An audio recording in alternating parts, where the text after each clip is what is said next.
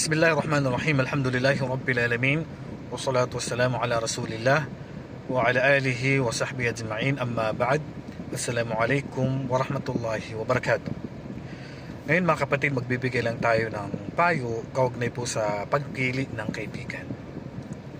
Ang Propeta sallallahu alaihi wasallam, pinayuhan niya tayo na piliin natin dapat ang kakaibigan natin o gagawin nating best friend o kasakasama mo palagi.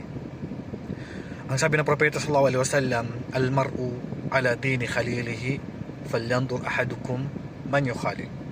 Ang tao, ang kanyang religion ay nakasalalay sa kanyang makakasama, sa kanyang magiging kaibigan, sa kanyang magiging best friend. Kaya piliin mo yung magiging best friend mo o kaibigan mo. Kasi maaapektuhan ang akida mo, ang paniniwala mo, ang religion mo, ang pananampalataya mo. Kasi kung ang kaibigan mo ay singer, magiging singer ka din. Kung vlogger na sumasayaw, di sumasayaw ka rin. Kung mananampalataya, di madadala ka na sa pananampalataya. Kasi tingnan mo yung mga nagva-viral ngayon. Damay-damay yan sila. Kung nandun ka, damay ka rin. Kung sila ay may kasalanan, may nagawang mali at nandun ka, at nahuli sila, nagsisyabu yan, o kaya ay may mga krimen na nagawa, madadami ka talaga doon kasi kasama ka nila kaibigan ka nila So piliin ng bawat isa sa atin ang kanyang gagawing kaibigan. Kasi nasa huli ang pagsisisi. So ang tunay na kaibigan, yung ililigtas kanya sa kamalian, itutuwid niya yung mali mo, hindi yung lalo ka pa niyang papahamak, hindi yung tuturuan ka pa niyang gumawa ng kasalanan. Sabi nga ng Propeta sallallahu alaihi wasallam, innama mathalul jalis as-salih wa jalis asu kahamilil miski wa nafiqi al-kir. Ang halimbawa, sabi ng Propeta sallallahu alaihi wasallam, na mabuting kaibigan at masamang kaibigan ay kahalintulad lang yan ng nagdadala ng pabango. Isang tao na ang daladala niya pabango at isang tao ay umiihip siya ng apoy ng panday. Yung panday, siya yung taga-ihip ng apoy para lumakas yung apoy. Fahamilul miski, yung taong kaibigan mo na halimbawa, mabango yung dala niya, napakabango. Imma an yuhdiyaka, aw tubta'a minhu, aw tajida minhu rihan tayyibatan. Maaring payuhan ka niya kapag nagkamali ka, o kaya ay makinabang ka sa nakikita mo sa kanya, kasi mabubuti yung mga nakikita mo sa kanya. So, naapektuhan ka doon, nagsasala, so nagsasala ka na rin. So, nanampalataya, nagiging mananampalataya ka na rin. Aw tajida minhu rihan tayyibatan. So, kapag yun ang kaibigan mo, matatawag ka, mashallah, siguro maalam to, ustads to. O kaya mananampalataya dito. Kasi ang kasama mo palagi, mananampalataya. So, maganda rin yung paningin mo sa mga tao. Fa'amma nafikhul kir, so yung tao naman na ang halimbawa naman, sabi ng Propeta sallallahu alaihi wasallam, na masama yung kaibigan ay kahalintulad ng taga-ihip ng apoy ng panday. Imma an yahrika thiyabak o yuhrika thiyabak, maaaring sunugin niya yung damit mo. Ibig sabihin, tuturuan ka niyang gumawa ng masama.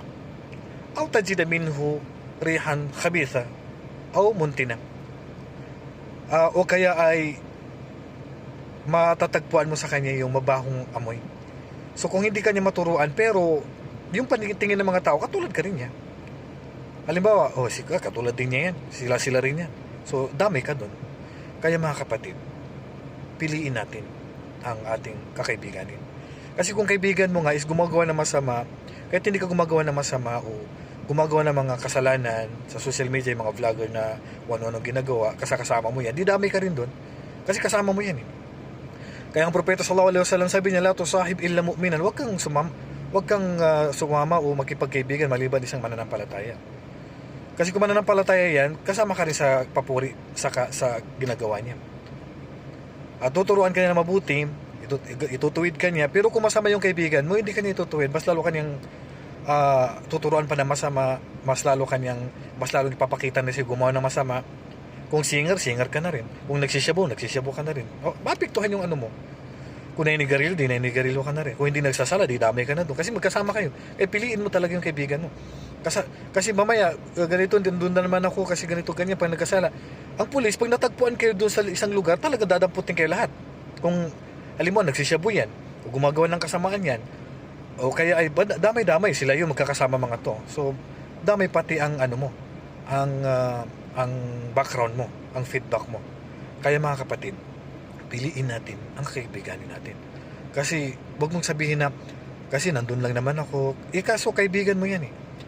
Kaya naapektuhan ang pananampalataya natin, nababago yung paniniwala natin, nagiging masama rin ang ugali mo, o kaya ay ang gawain mo kasi sa kaibigan na yan. Hindi ka singer dati, naging singer ka ngayon, di ba?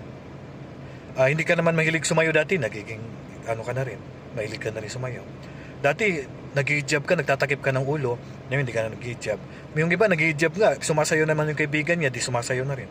Kumakanta yung kaibigan niya, kumakanta na rin. Pero kung mananampalataya yung kaibigan mo at kasama mo, siyempre mahiya ka kasi papayuhan ka niya. Pag nagkamali ka, tutuwid ka niya, hindi ka niya hayaan na gumawa ng masama. Tulad ng mga nangyari ngayon, kung napapansin natin sa social media, halos damay-damay sila pag may mga mali sila. Pag mga mabubuti naman sila at magkakasama sa isang gawain mabuti, so pari-pariho sila napupuri. Kaya piliin ang kaibigan. At sa araw ng paghukom, maghahanapan ang magkakaibigan sa pananampalataya sa paraiso. Maghahanapan yan sila. Ang mga magkakaibigan naman sa masama, yun, magtuturoan sila. So naway, ibilang tayo naman ng Allah subhanahu wa ta'ala sa mga magkakaibigan sa pananampalataya at ilayo nawa tayo ng Allah sa mga magkakaibigan sa paggawa ng masama. So yan lang po konting payo sa pagpili po ng kaibigan. Huwag mong tingnan ang kanyang kakayahan, ang kanyang kayamanan, masilaw ka, kasi tandaan natin, temporary lang po yung buhay natin sa mundo. Ang piliin natin ng kaibigan ay ililigtas niya tayo sa kabilang buhay at dadalhin niya tayo sa paraiso ng Allah subhanahu wa ta'ala. Hanggang dito na lamang, wallahu a'lam, wa sallallahu ala nabiyina Muhammad wa ala alihi wa sahbihi ajma'in. Assalamu alaikum wa rahmatullahi wa barakatuh.